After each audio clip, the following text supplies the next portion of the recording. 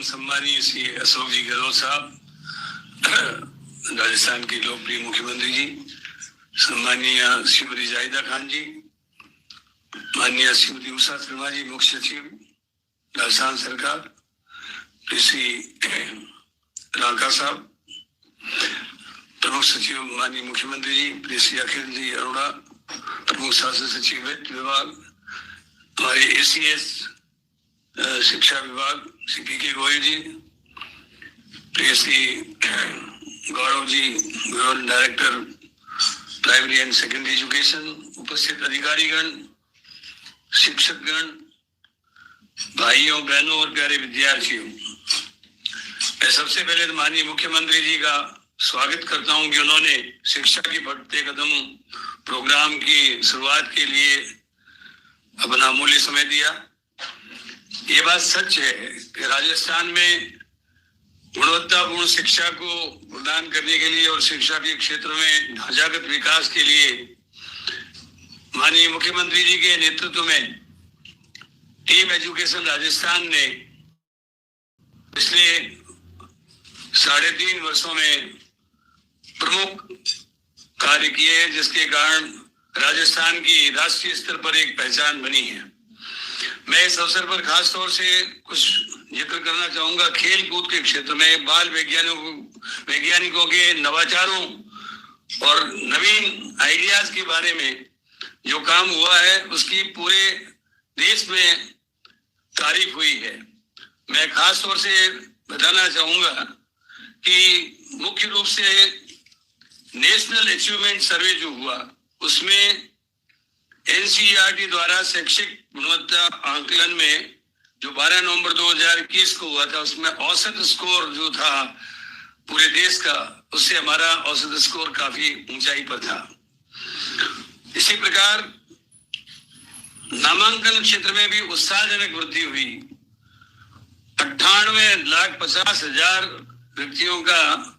विद्यार्थियों का नामांकन गत वर्ष हुआ और अभी प्रवेशोत्सव हम मना रहे हैं। इसमें प्रथम चरण में 10 जुलाई तक और द्वितीय चरण जो है उसमें भी काफी लोगों की अभिवृद्धि की। प्रवेशोत्सव में 1,86,000 अब तक नए प्रवेश हो चुके हैं। इसको हम 2 फेज में चलाएंगे।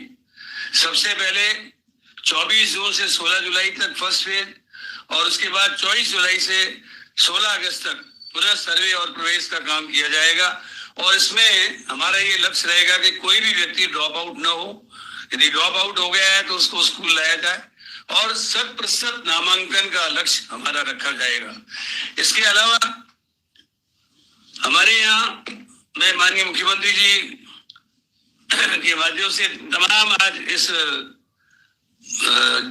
हमारी वर्चुअल कॉन्फ्रेंस में भाग लेने वाले लोगों को बताना चाहूंगा, माननीय मुख्यमंत्री जी ने सीधी भर्ती से अब तक 77,239 शिक्षकों की नियुक्तियां की है। उसमें प्रारंभिक शिक्षा में 42,796, 34,443 माध्यमिक शिक्षा में सीधी भर्ती की है। इस प्रकार 77,239 शिक्षकों की भर्ती हो चुकी है। शिक्षा विभाग में विभिन्न संवर्गों की 94,845 पदों पर सीधी भर्ती तथा 10,000 अंग्रेजी माध्यम के शिक्षकों की भर्ती प्रक्रियाधीन है। इस प्रकार 1,04,845 पदों पर शिक्षकों की भर्ती की प्रक्रियाधीन है। इसका मतलब ये हुआ कि करीब 1,80,000 के करीब शिक्षकों की भर्ती माननीय मुख्यमंत्री जी के नेतृत्व में राजस्थान में होने वाली है। और इससे राजस्थान में एम्प्लॉयमेंट का स्तर और खासतौर से बेरोजगारी को समाप्त करने के लिए राजस्थान ने बहुत ही महत्वपूर्ण प्रयास किया है।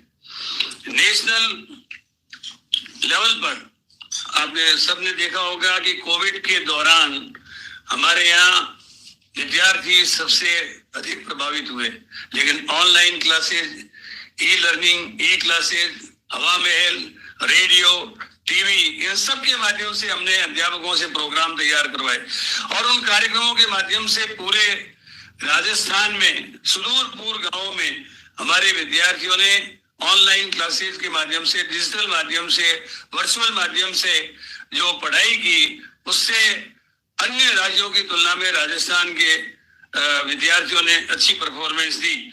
और किसी भी कारण से कोई कमी रह गई है तो आज का ये कार्यक्रम आपके नेतृत्व में जो हम लॉन्च कर रहे हैं उसमें खास तौर से ब्रिज कोर्स, आपने स्वयं ने बजट की बिंदु संख्या 6.3 में 75 करोड़ रुपए का प्रावधान ब्रिज कोर्स के लिए किया था, ताकि कक्षा 1 से लेकर 8 तक विद्यार्थी ब्रिज कोर्स के माध्यम से पढ़ सके और कक्षा 3 से 8 तक के विद्यार्थियों को हम परीक्षा इवेल्युएशन के माध्यम से देख सकें कि इन 3 महीनों में उनके स्तर में सुधार आया है या नहीं है, वो बराबर जो गैप रह गया था उसको दूर कर पाए या नहीं कर पाए, इसका बराबर इवेल्युएशन किया जाएगा। जहां तक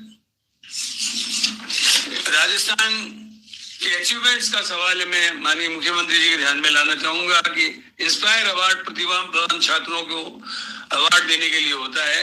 इसमें चयनित विद्यार्थी को 10,000 रुपए की सहायता दी जाती है। इस सर्वे में वर्ष 2020-21 में और 21-22 में दोनों में राजस्थान सर्वोच्च स्थान पर रहा और हमारे 8,027 और 10,019 चयनित विद्यार्थी हुए। और इस साल भी हमारी तैयारी है कि हम इस सर्वे में नियमित रूप से प्रथम आएंगे, निश्चित रूप से प्रथम आएंगे।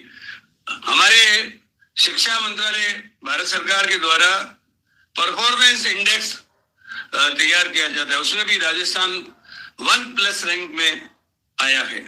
फिट इंडिया मूवमेंट में प्रदेश देश में सर्वोच्च स्थान पर है। नो बैक डे, ये शनिवार के दिन हम एक्स्ट्रा करिकुलर एक्टिविटीज को करिकुलर एक्टिविटीज को प्रोत्साहन देने के लिए करते हैं। ये भी राजस्थान में एक नया नवाचार है जिसमें राजस्थान अग्रणी रहा है। अन्य प्रदेशों में इस प्रकार की कोई प्रैक्टिस नहीं है।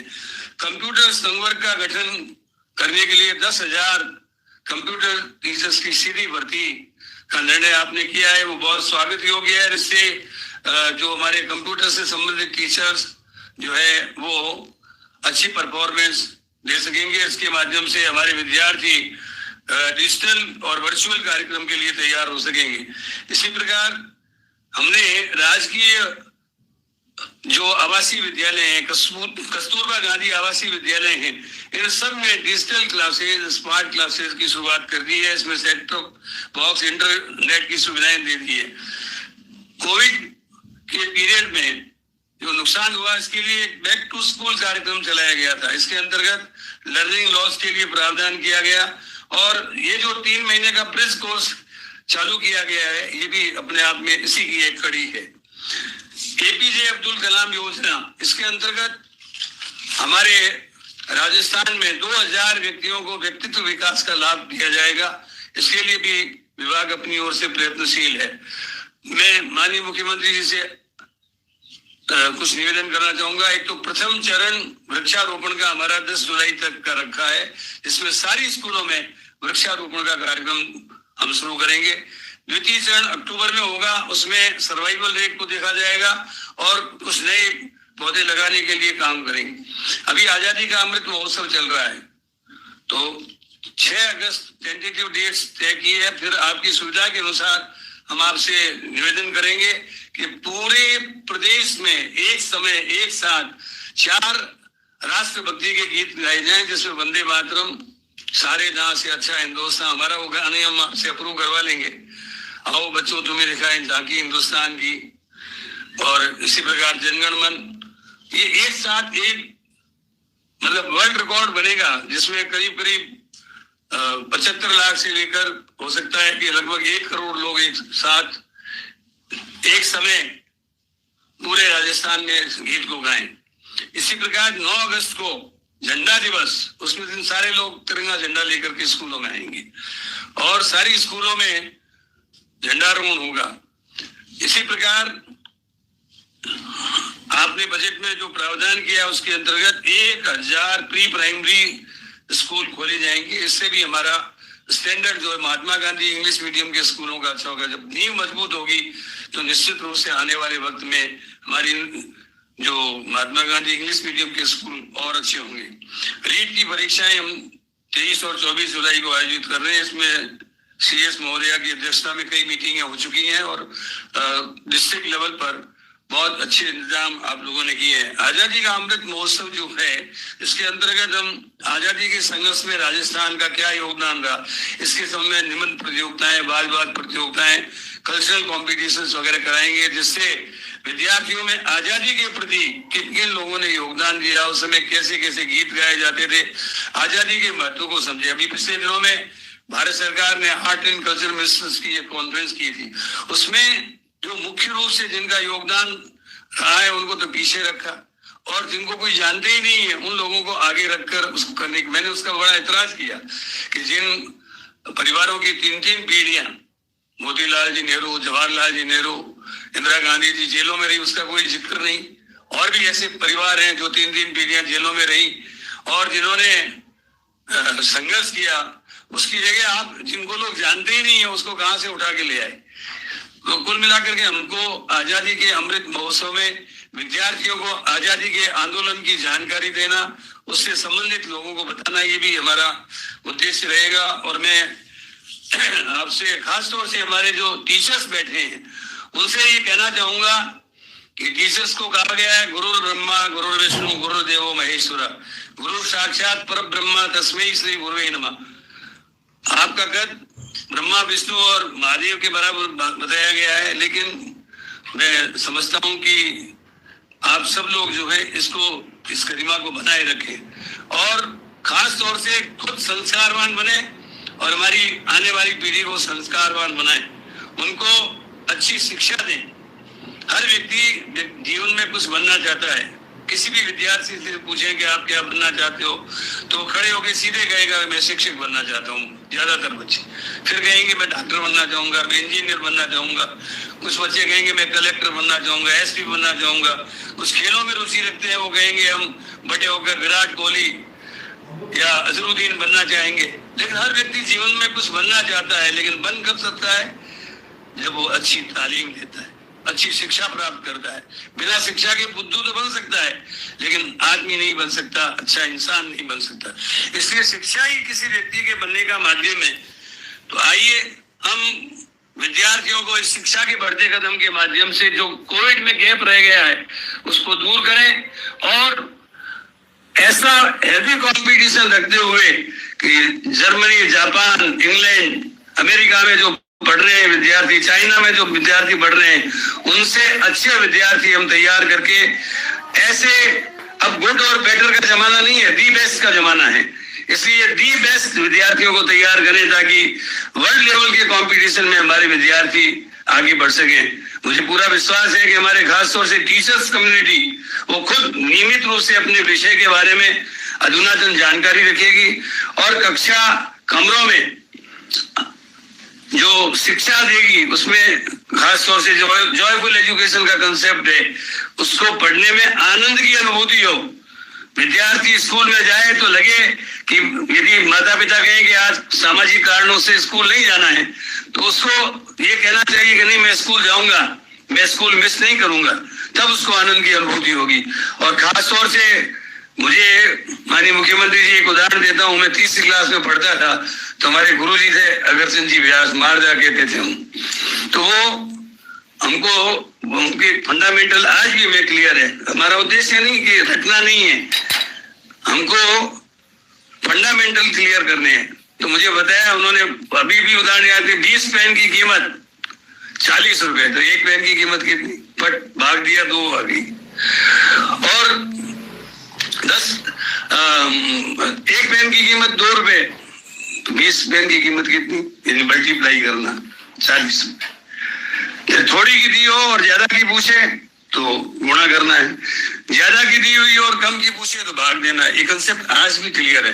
तो हमारे इस शिक्षा का उद्देश्य ये होना चाहिए कि हम उनको केवल रट्टू नहीं बनाए, हम उनको उनके फंडामेंटल्स क्लियर करें ताकि वो फंडामेंटल क्लियर करते हुए आगे बढ़ते जाएं। इन्हीं शब्दों के साथ मैं माननीय मुख्यमंत्री जी का पुनः आभार व्यक्त करता हूं और तमाम शिक्षकों का आह्वान करना चाहता हूं, awake, arise and stop not till the goal is reached. उठो, जागो और तब तक मत रुको जब तक हमारा लक्ष्य प्राप्त न हो। हम लक्ष्य की प्राप्ति के लिए जुट जाएं टीम स्पिरिट से। और माननीय मुख्यमंत्री जी का जो सपना है कि राजस्थान को शिक्षा में अव्वल नंबर रखना है, हमको इस स्पिरिट को बनाए रखना है। धन्यवाद। जय हिंद। माननीय मंत्री महोदय, आपका हार्दिक आभार।